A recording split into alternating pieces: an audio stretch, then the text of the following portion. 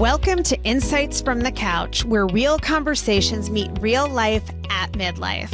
We're Colette and Laura, two therapists and best friends, walking through the journey right alongside you. Whether you're feeling stuck, restless, or just unsure of what's next, this is a space for honest conversations, messy truths, and meaningful change. And our Midlife Masterclass is now open. If you're looking to level up, get into action, and make midlife the best season yet, go to insightsfromthecouch.org and join our waitlist. Now let's dive in. Welcome back to Insights from the Couch. We have a great guest today. We have Nora Neiterman. She is a creative director, brand strategist, and spiritual badass, helping women reconnect with their identity, healing, and creative expression. She is the founder of Unsweetened New York, a fashion label born from motherhood and womanhood that grew into a movement known for its unapologetic storytelling and soulful edge. After years of building a wildly successful brand while juggling motherhood, caregiving, and perfectionism, Nora hit burnout and began a powerful journey of healing through psychedelic therapy, nervous system work, and radical authenticity. Today, she's merging creativity and consciousness, helping women design lives and brands that feel as good as they look. Yay, I love that. So I love hearing it back. Right? Yeah, I'm like, wow, good. she's pretty awesome. No, Who is that badass lady? Yeah, who is that? Well, thank you guys. Thank you so much, Laura and Colette, for having me. Thanks for being here. Yeah, I love this conversation, and I'm ready to get into it. Let's dive deep. Yeah, let's take us back to the beginning. Like, how did it start? I mean, your job has always been a brand strategist. Like, what was the career for you here? Yeah, the career for me. So I went to FIT. So I went to the Fashion Institute. And, that was design was always my thing. I was for sure an undiagnosed ADHD dyslexic child. So what I really sunk into was art. So I always just had I always wove it in. My first job out of college was working for Macy's doing the windows, which sounds so glamorous, right? It was not. It was hammers and ladders. I'll never forget when my mom came in and she was like, "Oh my God, my daughter." And she saw me with the hammer and the nails and the ladder. She's like, "What are you doing?" I was like, "This is what it is. It's grit." And then I worked in textiles for home furnishings. And then I started my own company, and in Design and Color, which I did all home furnishings, product development packages for Target, Walmart, Bye Bye Baby, Babies R Us. That was like a big industry for me. Restoration Hardware, Pottery Barn. So when that industry started shifting, did I just say started? Oh my God. But that's funny. That's a little That's perfect. Yeah. Freudian slip. Yes. When that started, okay, Nora, get back to it. Okay, when that started, that threw you, that right? threw me. Yeah. That started through me. Okay, when that's, It usually does. my boys are gonna love this. They're gonna be like, "Oh my God." Okay, so Totally. when the industry started shifting, I was in the dressing room. They were maybe 5 and 7 at the time. And it was chaos. It was Wrestle Arena. They were, two boys in the dressing room trying to find a shirt. The shirts that I were trying on were just terribly cut. My gut was hanging out, my side boob. It was just like, where is the tee and the tank designed for like real women who have had kids, who are in a size 2? And then the messaging, that was the biggest thing for me. The messaging was all about stay calm, do yoga, stay calm, carry on. And I was like, this is the biggest bullshit ever. Keep calm and carry on. There was that no whole keeping thing. calm and there was no carrying on. And I was like, what about the real women that are dealing with this bullshit in the dressing room? Like, there's got to be more of us. So that was where the aha moment started. And then it was just like, wildly enough, I had never started a fashion brand. And one thing happened and I was like, okay, I'm going to design 10 designs. I want to make it in the US because everything else that I had ever done was all manufactured overseas. We'd have to strip the details out for an opening price point product. And I wanted to do the opposite of that. I wanted to have a high quality, really badass for, a higher end product for women that really wanted to be edgy and sexy and wanted to wear their messaging like a mood ring on their body and owning all of it. So one of the first designs was Psycho Mother. That was a I love it great already. seller because it was like, we all have those moments, and you guys as therapists, I don't need to tell you, is that, we all try our best to do the gentle parenting of like, okay, guys, come on, and then you try your best. And then all of a sudden it's like a snap. You're screaming. And it's like you turn into an absolute monster. And so it was. But then the other side of that shirt was there was a shirt that said Love My Boys, which I think was one of the top sellers. And so, yes, there's Psycho Mother, but there's Love My Boys and there's Come to Crazy. And it was a shirt of what you were feeling in that day, that you could walk out and go drop the kids off at school and wear the Psycho Mother. And it was like, everyone was like, oh shit, don't mess with her today. Like, I get you, sister. So it really started with this very small vision. I never thought, I want to take this thing and grow this and it was not that. It was very simple. And it was really just a side hustle to pay for my son's school for dyslexia. And that's all it was, because I was still working on my other job. And I never thought beyond just, what it was. And that was beautiful because it was so organic and there was no outcome. It was just like, let me do and get my message out and let me connect with women. So it wasn't like I set out to build this business. My business plan was on a piece of like copy paper. Then those 10 tees they were tank tops, and they were made in LA, and they were just great. They fit great, and the messaging was great.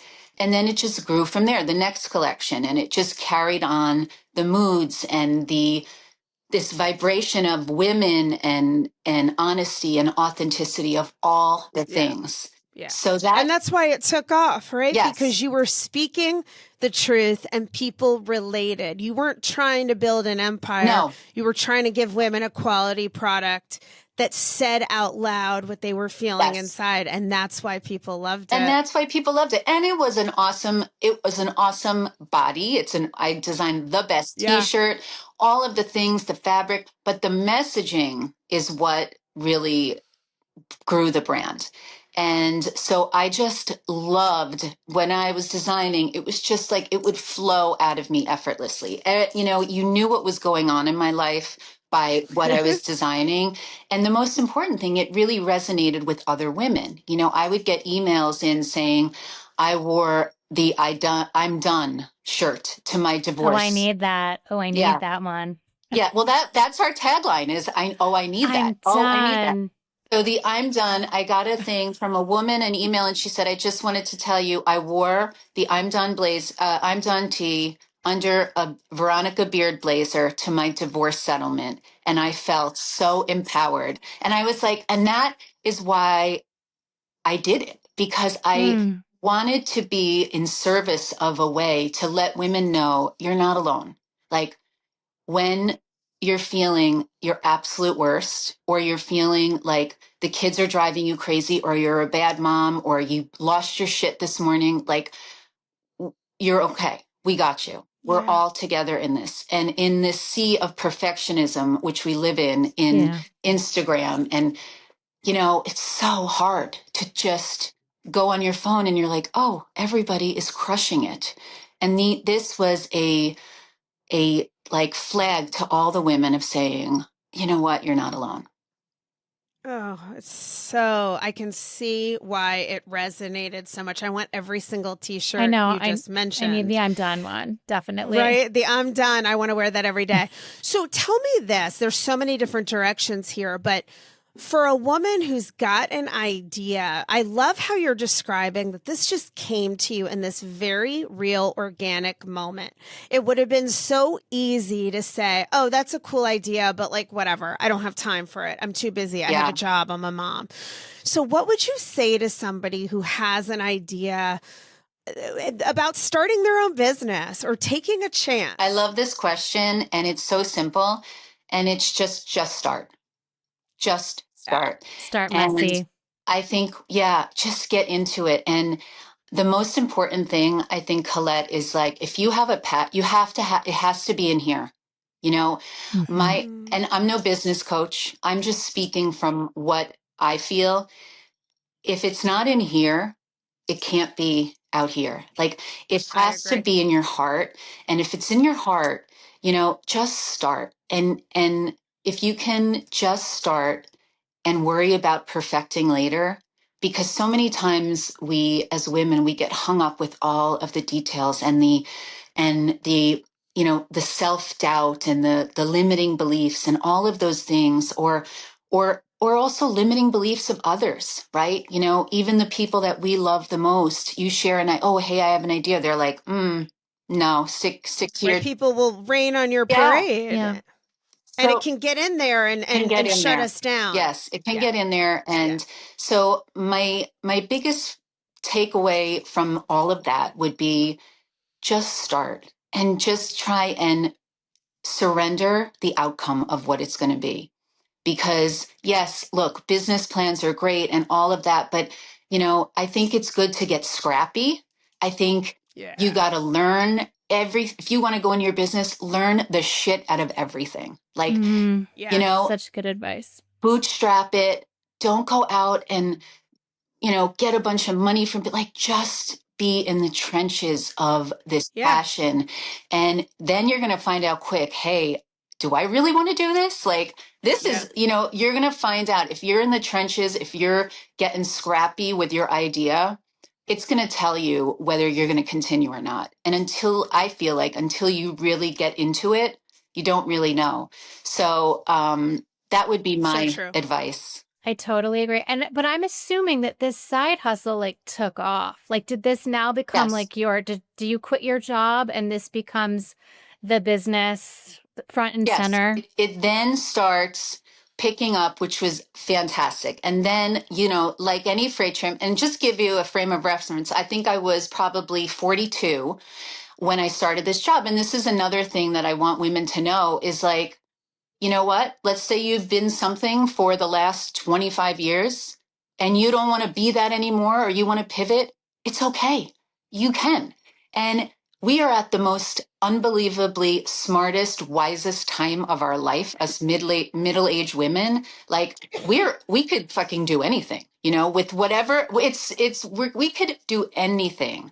So if you are listening and you're like, oh, I'm in my 40s, I feel this, it is like, now you are like at the absolute best time, because now this is the prime. This is the prime. This is the prime. One, we don't take any shit, and it's like we're just like finding our voice and power. So anyway, we'll get back to you're just as far in as you'll ever be out. Like you're you're in the middle, like you got all the wisdom and energy. It's like such a good time. Yeah. Right. We're primed at this age to really follow the passion and do something with that can help so many other people and be such a source of fulfillment, because we are more confident. We do know who we are. We're not going to take shit the way we might have in our 20s and 30s. We finally shed a lot of that. So it is the perfect time to do something. And I really love that you're saying, don't focus on the outcome. I always talk about that too, detaching from outcome dependence. Yeah. Just follow the passion, follow the idea, do it, let it unfold organically. And as you're steeped in it and it's messy, you're going to know if this is what you really want and if it's right. And there's no way to know till you're in the mud. Yeah. Get in there. Yeah. And just get going. Yeah. And don't go throwing a bunch of money into it right away. Like just get into it. So that's definitely a big, big thing. So things started picking up, which was amazing. And I then, started from one collection to multi collections, 2 seasons a year, then 3 seasons a year. And so as I'm going into my mid 40s and I'm still raising the kids and I'm growing the brand and taking on, showrooms and people out in LA and all of the things. And I used to travel every other month to LA to do production and sampling. And I love that. It was so creative and so amazing. And it was a beautiful love story because when it was right, it was so right. When you're in flow, when things are coming to you as a creative person, it is like magic. Yes, you grow the business. The more you grow, the more money you put in. It's not just like, oh, I'm just taking money. You have to then start putting money into the business. Photo shoots, this, that, samples, all the things that cost money. So now you start investing into this business. So the brand started really taking off, getting into amazing boutiques, lots of them, higher end boutiques that sold like designer denim, like mother denim frame. And it became a real statement piece, the shirts that you would wear under a nice blazer or leather jacket. Day to night, women were wearing it to the gym, and yet they were wearing it like dressed up at night. So as I kept getting more, what happens when you keep getting more? You want more, right? So it's like, okay, the hedonic treadmill. Yeah. Yes, let me do another collection. And then the pressure starts coming from, the showrooms, like, and believe me, all fabulous, but nobody really prepares you for starting a company that was like, oh, this is fun. Let me put my heart and my creativity and my soul into this. And then from there, like all of the things. I didn't have the tools to kind of navigate all of it, including that's just the business side of it, but including the home side. At home, my boys, things that they were struggling with. My mom was dying, being her death doula.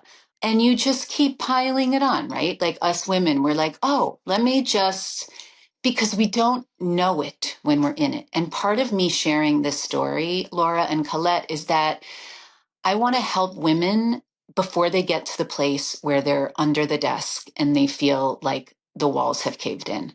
Because, overwhelmed. yes, because they're looking back, there were signs.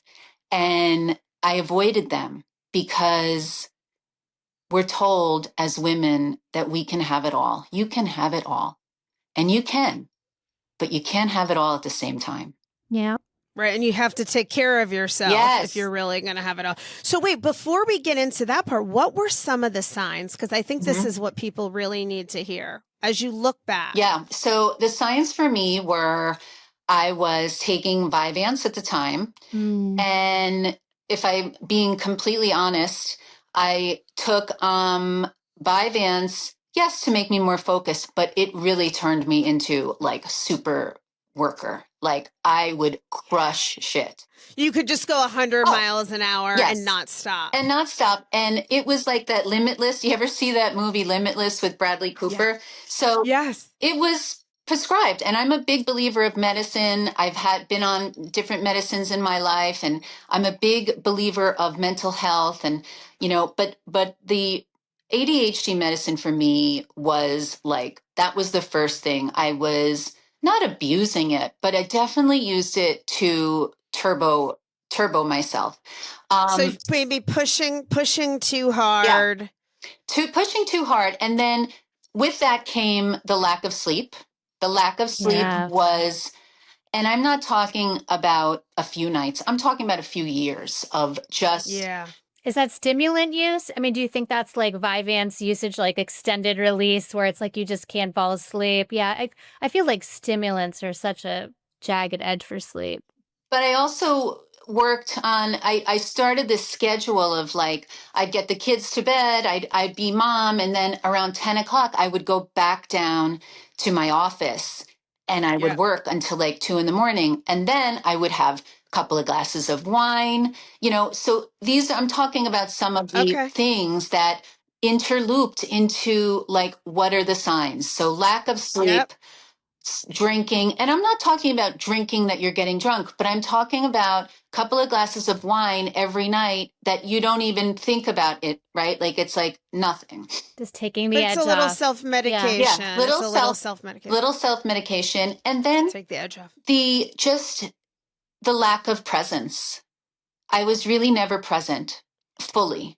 I remember even if I was doing stuff with my kids, I was always like thinking, oh my God, I have this, like, it was this overhang of responsibility of the business. And by the way, I haven't mentioned this, but I have a husband in there too. So, he got Colette as a couples therapist. I mean, he got like the fucking scraps of me, you just come withered in, like, and we're still married and he's great. But, it's just like the way I was showing up was so scattered. And not in my work, though. My work was like, I was sharp. And because you're into it and you're in entrepreneurship mode. And then you start, because you've invested now time, money, yourself, like there's no option of any type of failure. Like you are into this thing. So the freight train keeps going. Yeah, it just keeps going. This is so relatable. I relate to a lot of what you're saying. Even I'm in a bit of a season like that right now myself, where it's hard to know how to pull back from some of that because it just feels necessary for what's happening in life. Yeah. But you can see in retrospect, okay, these were signs that I was maybe headed for burnout, or what we describe as Superwoman syndrome, which we're so susceptible to. It's this belief that we have to do it all, that we can do it all, that we don't even need help, that we don't really need that much damn sleep anyway, that we can be a mom, a wife, like a total insane CEO who knocks it out of the park. So were you, during this time, before the wall comes, are you feeling like perfectionism is pulling at you? Are you struggling to ask for help? Like, looking back, was some of that at play for you during this time? Oh, 100%. Both of those things. Definitely struggling for asking for help in my business and in my personal life. I think that was a big piece. I certainly didn't ask for help from my husband. I kind of juggled all of the things. And what happens then is you resent. It's because you don't open your mouth because you're Superwoman, right? And you're like, I can take on everything. I've got my cape on and I'm going to do everything. And I'm so good and badass. And you look over and you're like, oh my God, I don't have the same playing field as you. If I ever needed to go on a business trip, it's like move mountains to logistically plan for me to leave town. So true. My husband, who, by the way, I adore and love. This is no like shock to him. He would pack his bag, his carry-on. He's like, okay, bye-bye. I'm going to China for 2 weeks. And out he would go. And, that's just how our life always operates. And that's how society has conditioned male and female roles for years. And is there like a belief that like our lives aren't designed for me to have a big business or a big footprint? Like basically that my first job is to hold down this family and these kids. And if my mom is sick, like that's my job. And this business is kind of extra.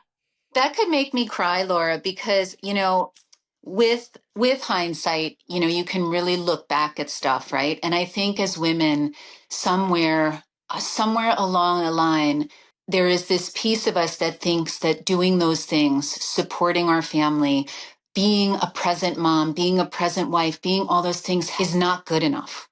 Or we need to be doing all of these things. And it's just the furthest thing from the truth, right? Because the most important thing is, first of all, us, right? How we are as women, our mental health, our physical health. If we build on those pillars, then we can build healthy pillars on top of that, our family, our children, our business. But I think we're in reverse.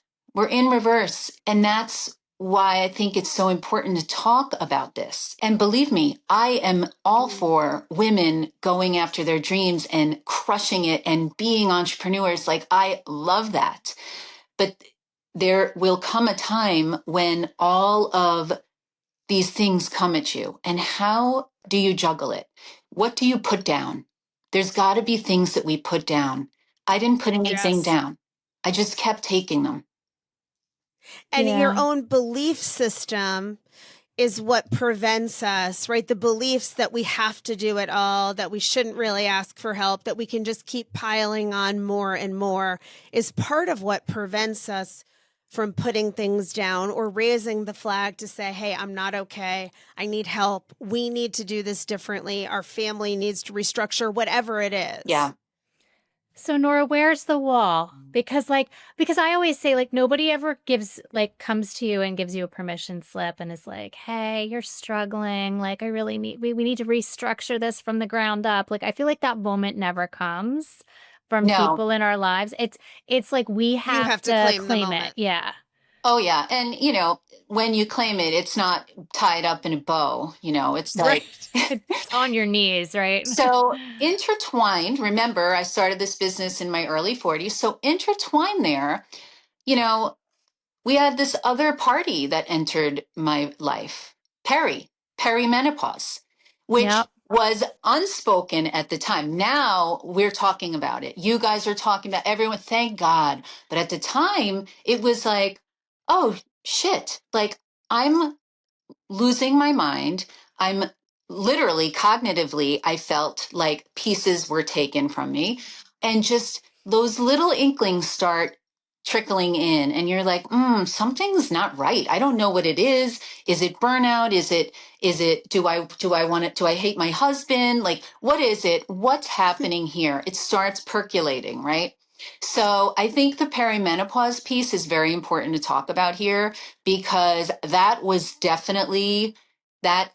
part of the wall hitting for sure. But then it was, I think my mother's death, that was really, really hard. She was sick for a few years and I was with her and her and I were the best of friends. Like, she was my person. And when she was in her last week of life, I think that really kind of this was not when I hit the wall, but it started chipping away at the wall because I was the most turbo version of myself ever. And I didn't just go to the hospital and sit with my mother. It was February before Valentine's Day. I was making the most insane emoji heart cookies with custom it was like the most insane thing you'd ever imagine. 2 days before my mother's dead, I'm like, oh my God, I have to bring in the cookies. And, would it have occurred to me to just call the class mother and say, I'm so sorry, my mother's dying. I can't do this. Yeah, or say to my husband, oh, hey, can you stop and get something and bring it to school? No, I didn't. I turboed through it and made the most masterpiece fucking cookies you've ever seen. And like, I never will forget that moment. It was like, I just wish that I could have taken that time to just be and to be there for my mom and to be there for myself. Yeah. So when that started chipping away, 2020, that's 2018. I'm still in turbo mode. 2019 is my best year yet. I am crushing it in every way. 2020 comes, obviously the pandemic. And then after that, the business started shifting. I kept grinding and feeling like I couldn't find my creativity anymore. Like, it was like, I don't understand. I feel blocked. I don't feel creative. What's happening? And my father died in 2020. So a lot of death was intertwined in there. And I hit the wall in 2022. But until then, I was turbo balls to the wall.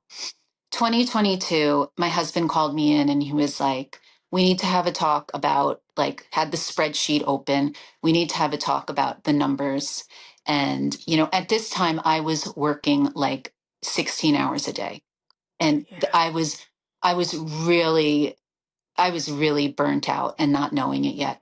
And he then showed me where we were at, which I felt we were crushing it, but there's a difference in business when you're crushing it and actually being profitable enough. Right. Mhm. Right. So it was this moment where he shared with me some projections and I heard the numbers. It was like an out of body experience. And I was like, oh my God, how am I going to get to those numbers if I am already feeling like I'm feeling now and I'm on the verge? What is going to happen to me? And that was my moment of like just feeling completely and utterly broken of what something has to change here because you can't keep going like this. You're going to die. I thought I was going to die. Yeah. You realized you had to do it differently. Yeah, I had to because if I kept going in this ferocious way, and it wasn't going to bring the numbers up, it wasn't going to bring me more creative ideas. All the things that I was doing weren't working anymore. And I really had to sit down and say to myself, okay, what do we need here? Like, you Yeah. need to come up for air. Yeah. And so ideally, we want to try to help women make those shifts before Yes. it gets to a crisis point, if possible.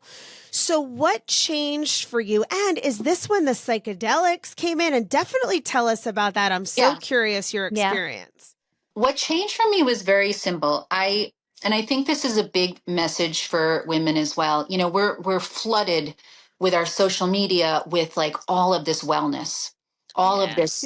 You've got to stack, especially with the perimenopause. I mean, the stacking of shit is like I out of know. control, I know. right? So for me, I started very simply. After the new year, it was now 2023. I started with a Gabby Bernstein meditation, like a 21-day manifestation challenge. And I was like, okay, I can do this. And I just started with that. And I was feeling really like good. And then I started cold showering, like the end of my showers, I did cold showering. And that was it. It was like a little mindfulness, a little meditation, and a little shock of the body. That was all. I didn't go guns a-blazing into 1,000 different things. So I think for women, like just start with something, whether it's like, Yeah. Small, God, small, like small. we take on these mountains and we're destined to fail because it's Yep. not, we can't hold it. We And cannot it's hold the it. Too same much. strategy that you had before, just applied to Yes. something different, which it's like that's the same thing. It's like, oh, if I just go really hard at it, Yeah. I can make something work. And sometimes it's like a different strategy of just like, can we be gentle? Yes. And Yeah. just little micro steps. Because that's what you can build on, and that's what's lasting. Yes. Trying to do it all at once. Yeah. Like you said, we're destined to We're fail. destined to fail. And that was the magic of starting Unsweetened was like, it was micro steps. It wasn't this big plan. It was like, let me start here. So I did Yeah. the same thing with coming back to myself. I was like, let me start here. And through the meditation, I started meditating more, which was hard for me because with an ADHD mind, it's like, it's hard to meditate. But I did it in the way that felt right for me. I was like, you know what? If I can sit in the shower for 5 minutes and I'm in a good spot, like check box. Like I didn't have Yep. these, like I didn't need to become Deepak and be, Right. meditating like that. It was like simple. Then I just started drinking more water. And then all of the time I was feeling a little disconnected to my creativity. So I had always been interested in psychedelics, psychedelic therapy. When I was in art school, like, psychedelics in New York City were fun in the early 90s, but I hadn't done them since like freshman year of college. But this time I had done a lot of research on psychedelic therapy. So I was interested in finding more about it. I had worked with someone that is a psychedelic coach. We started microdosing psilocybin, which means that you don't feel anything. It was just very subconsciously under there. And I'm Mm. no expert again in this psychedelic renaissance, but I can only share about my experience. I then went to the desert for a larger journey.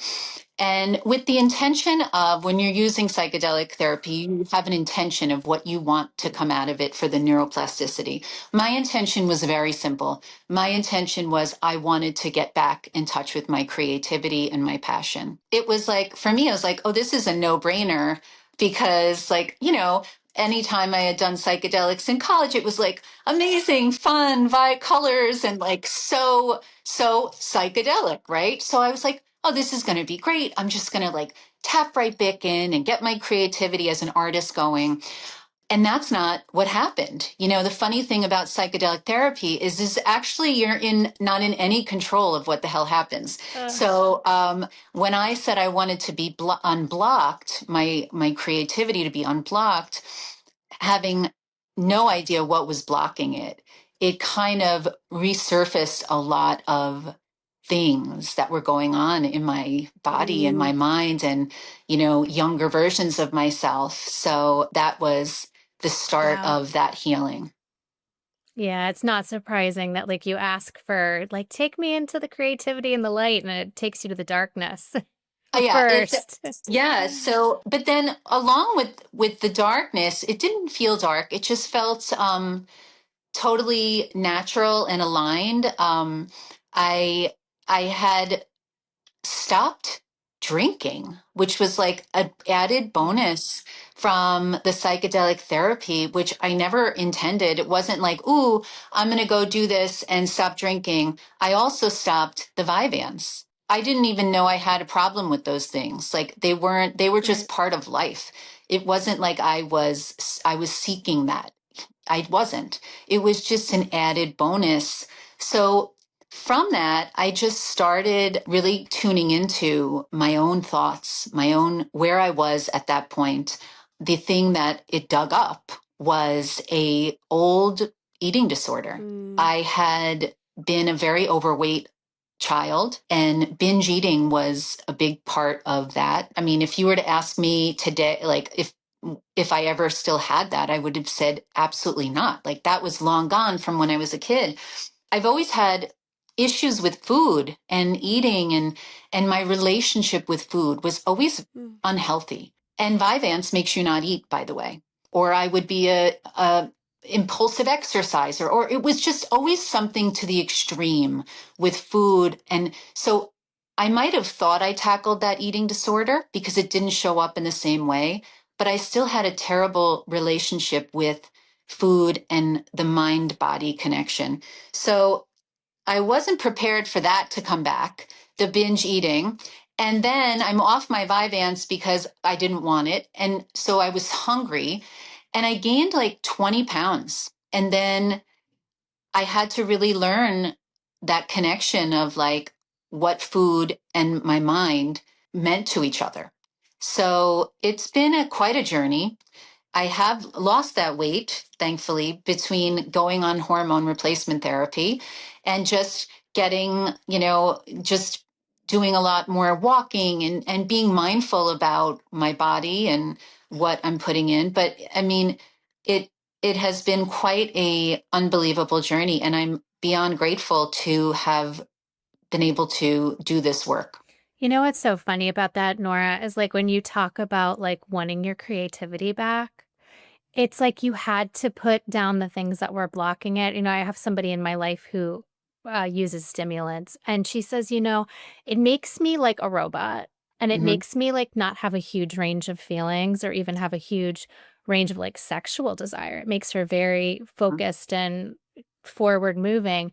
And like alcohol's another thing that like blocks your ability to feel. So it's like here you Yeah. take these things out of the picture and it's like you're going to feel again. Yeah. Yeah. And Yeah. that's really what happened is I started really feeling for the first time in my life. That's been wild. And in fact, the creativity has come back in I bet. so many different ways that I never could have expected and in different platforms as well, like even me stepping out in front of the brand, like I'm not sure telling my story is career suicide or it's the best fucking thing in the world. Like I don't know, but what I know is that it's it is part of the whole essence and DNA of Unsweetened New York. It's really just infusing it into different mediums. And I'm not necessarily putting it on a shirt, but it's still the same messaging is like, you're not alone. We're all in this together. And even in your deepest, darkest moments of your little secrets, it's okay. Like we all have them. Oh, Nora, that is the perfect thing to end on there, right? The perfect takeaway. And I think you sharing your story is going to help so many women. There are so many things you said today that I related to, and I know our listeners are going to feel the same, that you were able to get to the place where what you needed to feel and what you needed to shed came up organically, but you went through a lot before you got there. And even though you were tremendously successful, it's not like you weren't. There was struggle and there was psychological stuff and emotional stuff and all that pressure we put on ourselves along the way. So if this can help you guys who are listening, if you relate to some of these things, I know I already have some ideas for how I need to tweak what I'm doing right now. And hopefully you guys are going to get the same motivation to start something that's an idea and not worry about making it perfect or making it too big or having an outcome. And also really that reassurance that we don't have to do it all, that we can put things down and we can ask for help. And I want every t-shirt that you've ever made in my personal collection. And your story is just such an inspiration. So thank you so much for being here. And before we let you go, can you let our listeners know, it'll all be in the show notes, but how they can find you, how they can reach you, all that good stuff. Yes, absolutely. Well, thank you guys so much, Colette and Laura. I mean, it's been such a great conversation and I love the work you're doing. Thank you. Thank you. You can find me at Unsweetened New York on Instagram, at Nora Neiterman on Instagram. And our website is www.unsweetennewyork.com.